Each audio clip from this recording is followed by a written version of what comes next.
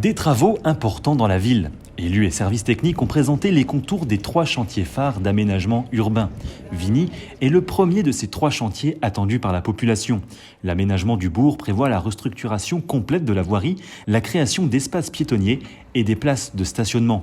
L'éclairage du secteur sera totalement revu et mettra en valeur le patrimoine local.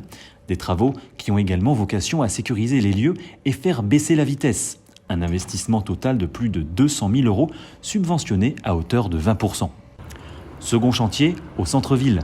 Dans la continuité de la rénovation de la place de la Gare, la municipalité a démarré une vaste refonte de l'avenue de Gaulle, dans sa partie comprise entre le boulevard des Platanes et la voie ferrée. Présenté lors des réunions de quartier, le projet prévoit la rénovation de la voirie, des trottoirs, la création de massifs végétalisés et la plantation d'arbres le long de l'avenue. Coût total de l'opération, près de 355 000 €. Des travaux prévus jusqu'à la mi-avril avant de les poursuivre dans un second temps sur le parking dit Vincent qui sera également restructuré et embelli. Enfin, la rue Honoré-Thomas et la rue de la Maternité connaissent elles aussi d'importantes rénovations.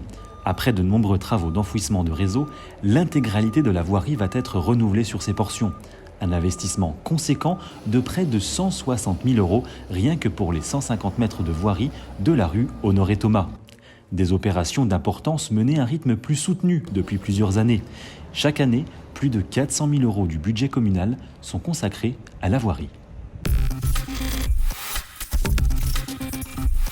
La situation épidémique en Saône-et-Loire s'améliore. Le département enregistre une nette baisse du taux d'incidence depuis une quinzaine de jours, passant de plus de 3 000 à 1 366 aujourd'hui. 237 personnes sont hospitalisées en Saône-et-Loire ce jeudi, c'est 10 de moins que la semaine passée. Des signaux encourageants qui conduisent à la fermeture du centre de vaccination de Digoin sur décision du préfet le 28 février prochain. Durant 14 mois, et grâce à la mobilisation de l'ensemble des professionnels de santé et d'agents communaux, le centre aura permis près de 23 000 vaccinations. À compter de cette date, les vaccinations seront toujours possibles sur la commune par l'intermédiaire des pharmaciens, infirmiers ou encore médecins participants. Des aides pour rénover votre logement. Comme évoqué lors du conseil municipal le 10 février dernier, la hausse des prix de l'énergie touche tout le monde, aussi bien les ménages que les bâtiments communaux. Au moment où la facture d'énergie augmente, il est donc nécessaire de bien s'isoler. À cet effet, la communauté de communes Le Grand Charolais lance une vaste opération d'amélioration de l'habitat dite OPA. Propriétaires occupants, bailleurs et de logements vacants, c'est le moment de réhabiliter vos biens immobiliers en profitant d'aides techniques et financières.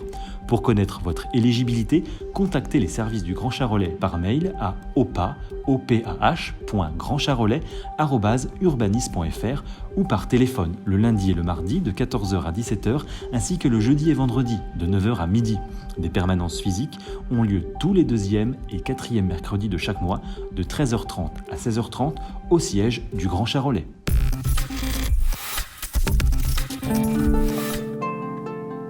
Et on termine ce flash avec la saison culturelle qui se poursuit avec le concert de Clotilde Moulin. Auteure, compositrice et interprète, Clotilde voit sa musique comme une porte d'entrée vers des textes riches de sens qui témoignent de son amour pour la langue française. Plus qu'un concert, c'est un spectacle musical intimiste qui vous attend. Accompagnée de sa harpe, mais aussi d'une guitare, d'un piano et d'autres petits instruments, la jeune musicienne vous délivrera un instant de partage intense, aussi visuel que musical, à la fois populaire, sensible et ambitieux. Moment intime, poétique, parfois drôle, un concert à découvrir demain soir à 20 h 30 à la salle des fêtes.